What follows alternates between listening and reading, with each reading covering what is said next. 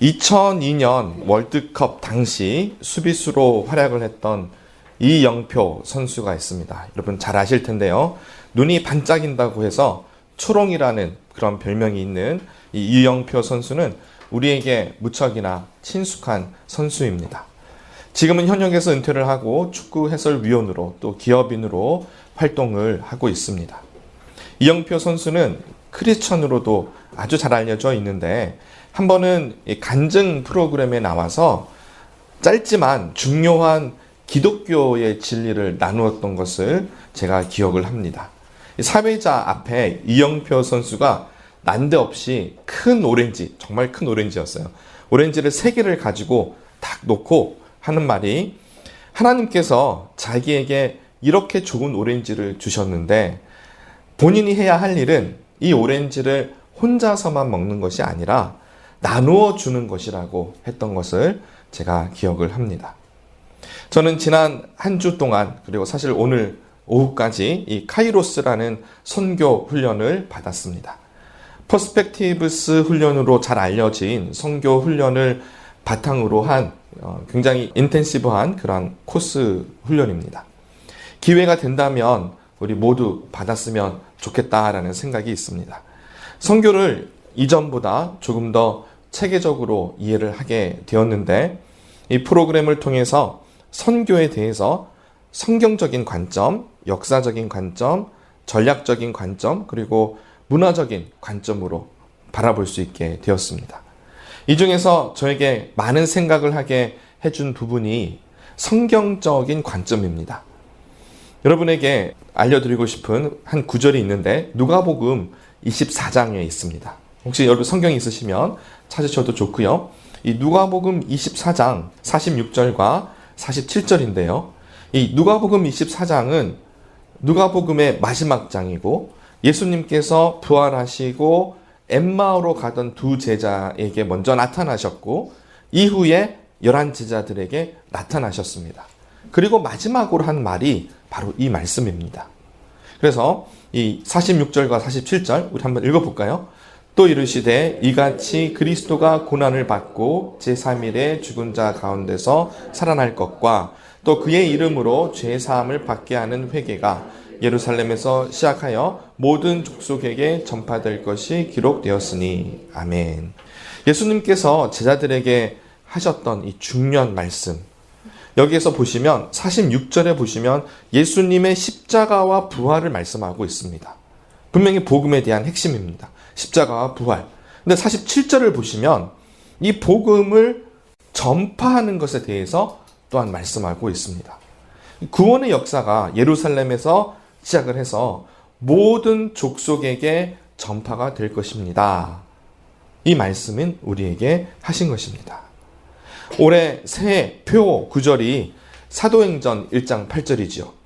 오직 성령이 너에게 임하시면 너희가 권능을 받고 예루살렘과 온 유대와 사마리아와 땅 끝까지 이르러 내 증인이 되리라 하시니라. 말씀입니다. 성경은 우리에게 이 복음 전파에 대해서 아주 중요하게 말씀하고 있습니다. 그리고 그 대상을 보시면은 모든 민족입니다. 땅 끝입니다. 복음이 전파되는 것이 얼마나 중요했는지 예수님께서 승천하시기 전에 제자들에게 맡기신 가장 중요한 사명이 바로 이곳에 있습니다. 제가 한국에서 잠시 사역을 했던 적이 있습니다. 2년 남짓 한국에 있었는데 많은 곳을 방문할 기회가 있었지만 그 중에도 제 기억에 오래도록 남는 장소가 한 군데 있습니다. 아마 많은 분들이 가보셨으리라 생각을 하는데 서울 마포구 합정동에 있는 양화진 외국인 선교사 묘원입니다. 아직 가보지 않으신 분들은 한국 방문하실 때에 꼭 시간을 내서 한번 가보시기를 바랍니다. 이곳에는 한국을 위해서 복음을 전했던 수많은 외국인 선교사들이 묻혀 있는 곳입니다. 우리가 잘 알고 있는 아펜젤러 선교사님, 언더우드 선교사님 가정들의 묘도 있습니다. 참고로 아펜젤러 선교사는 목포로 선교를 가다가 선박이 침몰하는 바람에 시신을 찾지는 못했습니다. 언더우드 선교사 가족은 이 양화진에 3대가 안장이 되어 있습니다. 이렇게 굉장히 역사가 깊은 이곳에 제가 가장 놀랐던 것, 정말 이곳 양화진에 정말 많은 이 선교사님들이 한국인들을 사랑했었고 복음을 전하기 위해서 선교를 왔다라는 겁니다. 그리고 대부분은 사역을 하다가 죽었고요. 참 가슴 아픈 것이 있는데 부모를 따라왔다가 어려서 혹은 태어나자마자 죽게 된 선교사 자녀들도 많이 있습니다. 묘비 하나하나마다 정말 한국인을 사랑하는 선교사님들의 그러한 이야기가 담겨 있는데 그 중에 제 마음을 가장 크게 울렸던 것이 켄트릭 선교사님의 묘비였습니다. 그 묘비에 남겨진 이 선교사님의 유언이 이렇게 적혀 있습니다. 만일 내게 1천 생명이 있을 것 같으면 그것을 모두 조선에 주겠노라. 정말 나에게 이렇게 많은 기회가 있다면 그것마저도 모두 한국인들에게 복음을 전하기 위해 살겠다. 너무나 감명 깊은 그러한 말씀이었습니다. 켄트릭 선교사님이 1908년에 숨을 거두시면서 또 남겼던 다른 유언들이 있는데 이렇습니다. 내 몸은 내가 예수를 전하기 위해 온 사람들 가운데 눕혀 주십시오. 또 다른 유언은 여기 한국에서 내가 사역한 것이 너무 짧기에 내 고향에 있는 청년들에게 이리로 와서 내가 하던 일을 대신 해달라고 편지를 쓰길 원합니다. 사랑하는 성도 여러분, 예수님께서는 그분의 위대한 사역을 다 이루셨습니다. 십자가에서 죽으셨고 부활하셨습니다. 그런데 이 복음을 듣고 믿는 자마다 구원을 얻게 됩니다. 하지만 이 복음을 전하지 않는다면 누가 복음을 들을 수 있겠습니까? 사도 바울도 이 부분에 대해서 분명하게 말씀하고 있습니다. 로마서 10장 13절에서 15절 이 세 절을 찾아서 함께 읽겠습니다. 네, 로마서 10장 자, 읽습니다. 누구든지 주의 이름을 부르는 자는 구원을 받으리라. 그런즉 그들이 믿지 아니하는 일을 어찌 부르리요? 듣지도 못한 일을 어찌 믿으리요? 전파하는 자가 없이 어찌 들으리요? 보내심을 받지 아니하였으면 어찌 전파하리요? 기록된 바 아름답도다 좋은 소식을 전하는 자들의 발이여 함과 같으니라. 우리는 가끔 선교하지 않아도 교회는 존재한다라고 생각을 합니다. 복음을 전파하는 것은 선교사님들과 같은 소수의 몇 사람들에게만 해당하는 사역이고 교회는 그거하고 상관없이 존재할 수 있다라고 생각을 합니다. 하지만 선교가 없으면 복음이 전해지지 않고요. 복음이 전파되지 않으면 구원이 없습니다. 구원이 없으면 교회도 없습니다. 그래서 저희가 이 복음을 전하는 일에 대해서 아주 심각하게 생각을 해야 하는데 성경에서는 이 복음을 전하는 이 선교가 삼위일체 하나님을 통해서 나타난 하나님의 명확한 뜻이다라고 알려주고 있습니다. 그리고 이 땅에서 반드시 이루어야 할 성도들의 사역입니다. 단순히 교회가 존재하기 위해서뿐만이 아니라 이 선교는 하나님의 뜻입니다. 우리 주기도문으로 기도할 때마다 우리 이렇게 기도하지 않습니까? 하나님의 아버지의 그 뜻이 하늘에서 이룬 것 같이 땅에서도 이루어지이다. 우리 이렇게 기도를 합니다. 근데 아버지의 뜻이 무엇입니까? 하나님 아버지의 뜻은 복음이 전파되고 새로운 생명이 탄생하는 것입니다. 하나님의 뜻이 여기에 있는데 제가 이렇게 한번 생각해 보려고 합니다. 성부와 성자와 성령의 이 삼위일체 하나님께서 얼마나 선교에 그 뜻을 두고 계시는지를 함께 보길 원합니다. 첫 번째, 성부 하나님의 뜻에 나타난 창세기 12장 1절에서 3절을 보도록 하겠습니다. 이 창세기 12장 1, 2, 3절에는 성부 하나님의 이 복음을 전하고자 하는 그 뜻이 나타나 있습니다. 자, 한번 볼까요? 여호와께서 아브라함에게 이르시되 너는 너의 고향과 친척과 아버지의 집을 떠나 내가 내게 보여줄 땅으로 가라.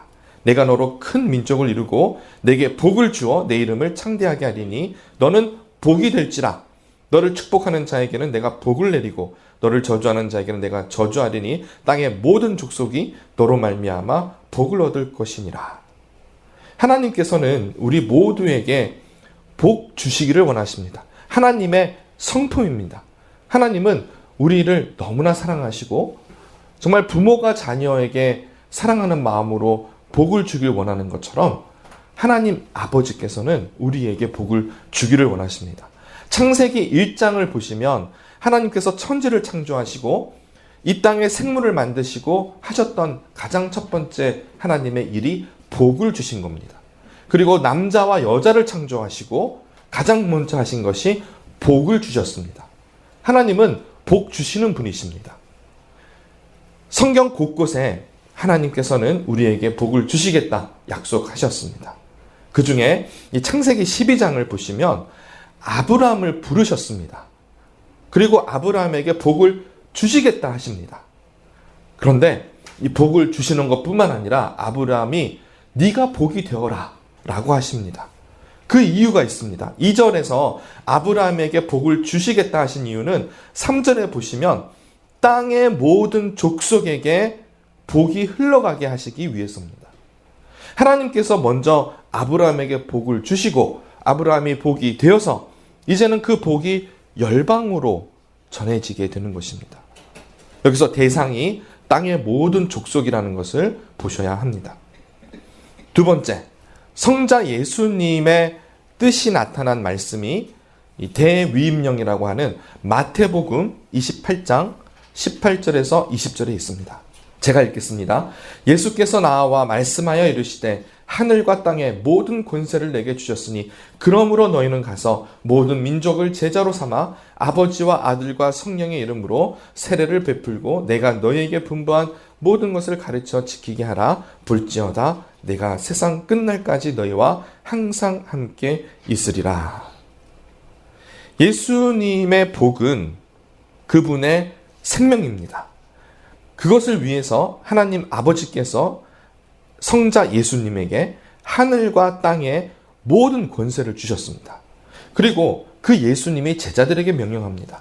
모든 민족을 제자로 삼아라. 제가 예전에 설교로 한번 말씀을 드렸던 것을 기억하실 줄로 압니다. 헬라 원어로 보시면 여기서 동사는 하나밖에 없다. 뭐였죠? 제자 삼으라는 것만 동사이고 가라, 세례를 베풀라, 가르치라. 한글로는 동사지만 실제 원어에서는 이 세 가지가 분사구입니다. 꾸미는 그런 역할을 하는 동명사의 형태를 가지고 있습니다.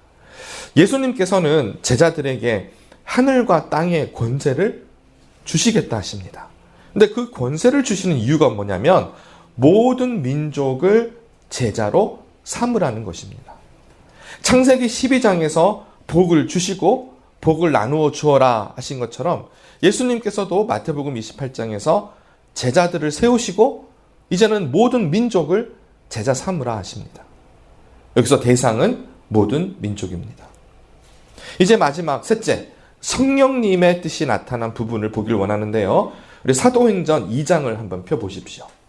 사도행전 2장을 보시면 우리 1절에서 4절까지 함께 읽겠습니다. 찾으셨죠? 자, 읽습니다.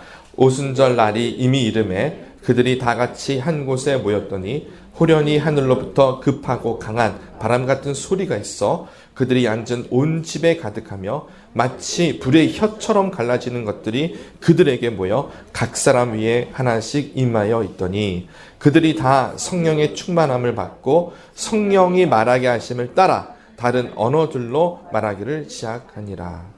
계속 펴보시고요.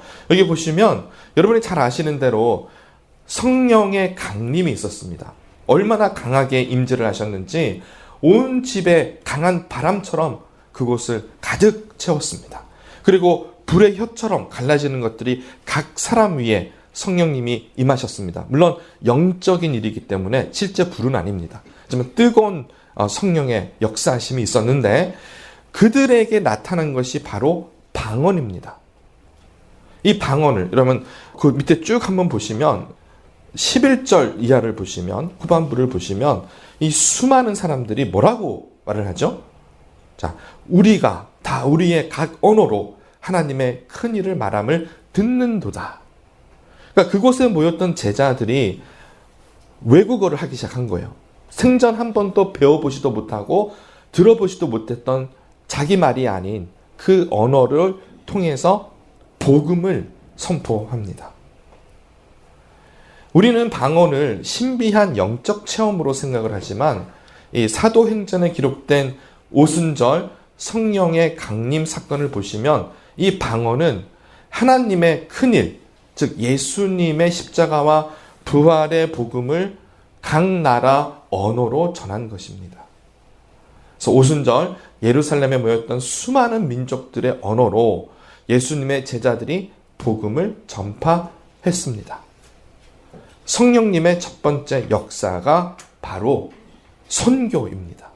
성령님은 선교를 하시는 분이세요.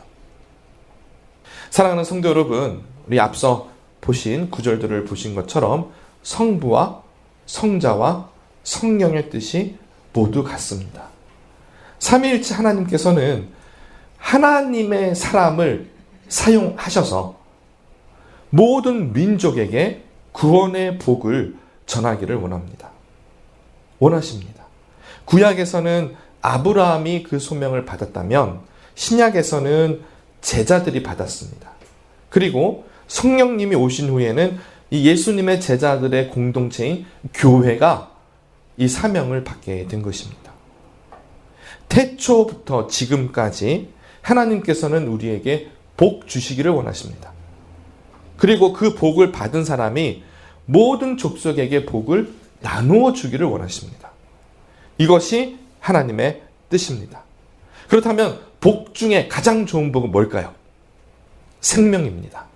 우리가 부귀영화를 가지고 복이라고 할 수 있지만 그건 살다가 필요한 것들 뿐이고, 우리가 죽고 나서 생명을 잃어버리면 아무 소용이 없는 것들입니다. 그건 진짜가 아니에요. 우리에게 진짜 필요한 것은 영생, 영원한 생명입니다. 그것이 가장 큰 복입니다. 하나님의 뜻은 그 하나님의 사람들이, 교회가 이 생명을 땅끝까지 전하는 것입니다. 너희만 잘 되지 말고 네가 받은 생명을 나누어 주어라. 창세기 12장도 마태복음 28장도 사도행전 2장도 그 대상을 보시면 모든 민족입니다. 열방에게 생명의 복을 전하는 것이 하나님의 뜻입니다. 복은 흘러가야 합니다. 이 하나님께서 만드신 자연의 원리를 보시면 모든 것은 흘러갈 때 깨끗합니다. 흘러갈 때 건강해요. 예를 들면 물은 높은 곳에서 낮은 곳으로 흘러갑니다.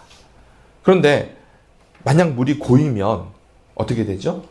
썩습니다. 우리 몸도 그래요. 이게 혈액이 잘 돌아야 건강한 겁니다. 시편 133편은 하나님의 복이 흘러가는 것을 잘 묘사하고 있습니다. 또 여러분 성경 있으시면 오늘 많이 찾는데 또 시편 133편을 보시면은 이 제사장인 아론의 머리에 기름이 부어집니다. 근데 그 머리에 부은 기름이 흘러서 수염을 타고 내려와서 옷 깃, 가장 낮은 곳까지 그 기름이 흘러갑니다. 기름은 하나님의 복입니다. 생명입니다. 하나님의 신령한 것들입니다. 이러한 것들이 흘러서 내려가고요. 또 헐몬산은 이스라엘의 북쪽에 있는 가장 높은 산입니다. 그리고 시온은 여러분 아시다시피 예루살렘 남쪽에 있는 산입니다. 거리가 멀어서 이게 갈 수 있는 건 아닙니다. 하지만 이건 문학적인 표현이죠. 그러니까 가장 높은 북쪽에서 이 남쪽에까지 이스라엘의 모든 나라가 이 하나님의 풍성한 축복을 받게 된 겁니다. 근데 정말 여기서 놀라운 사실은 한번 3절을 보시면 하나님께서 복을 명령하십니다. 거기서 여호와께서 복을 명령하셨나니 뭐라고요? 곧 영생이로다. 우리가 서로 하나 되고 우리가 하나님 앞에서 사랑하는 공동체 안에서 하나님이 복을 내리시는데 그냥 복을 주겠다가 아니에요. 복을 약속하겠다도 아니에요. 복을 명령하셨어요. 하나님이 그만큼 우리에게 복 주시기를 원하십니다. 근데 그 복이 뭐라고요? 곧 생명이다, 영생이다 라고 하십니다. 하나님께서는 그의 모든 것으로 생명을 나눠주길 원하세요. 하나님의 사랑이 그곳에 있어요. 그래서 하나님께서는 영생의 복을 나눠주는데 어떻게 한다고요? 흘러가야 돼요. 우리는 이미 복을 받은 자들입니다. 그 복을 나눠주어야 합니다. 이것이 사랑입니다. 이제 말씀을 맺으면서 제가 다시 본문인 창세기 12장을 보도록 하겠습니다. 하나님의 복은 계속해서 흘러가야 합니다. 그런데 우리는 많은 경우에 복을 받는 것에 집중하다 보니 복을 전하는 것에 대해서는 생각하지 못할 때가 많습니다. 복을 전하는 것에 대해서는 우리가 심각하게 기도하지 않을 때도 있어요. 이 창세기 12장을 보시면 구조가 2절에서는 복을 받는 겁니다. 하나님이 하나님의 사람 아브라함을 들어서 내가 너를 복을 주는데 네가 복이 되어라. 2절은 그겁니다. 우리가 복을 받는 부분입니다. 근데 3절을 보시면 땅의 모든 족속이 너를 통해서 복을 받겠다라고 하십니다. 그러니까 2절은 복을 받는 구절이고요. 3절은 복을 나눠주는 구절입니다. 근데 저희는 2절에 대해서는 간절히 기도하는데 3절에 대해서는 2절만큼 간절하지 않은 것 같아요. 그래서 내가 받는 복은 중요한데 남이 받는 복에 대해서는 덜 중요하게 생각하는 것 같습니다. 자, 우리가 개인적으로 구원을 받고 또 복을 받는 것 중요합니다. 이거는 우리가 복을 먼저 받아야 합니다. 복을 받지 못하면은 복을 전해줄 수 없잖아요. 복을 받는 거는 우리가 미안할 필요도 없고 하나님께 당당하게 요구할 수 있어야 합니다. 모든 복을 받으십시오. 특별히 영생의 복을 받으십시오. 하지만 거기서 멈추면 안 됩니다. 그 받은 복을 열방으로 나아가 전해주는 곳에 우리는 밸런스를 맞춰서 기도를 해야 합니다. 받은 만큼 전해주는 것을 위해서 노력을 해야 합니다. 자, 우리가 복을 전하려고 하는 자가 되어야 하고요. 또 그것을 위해서 기도해야 하고요.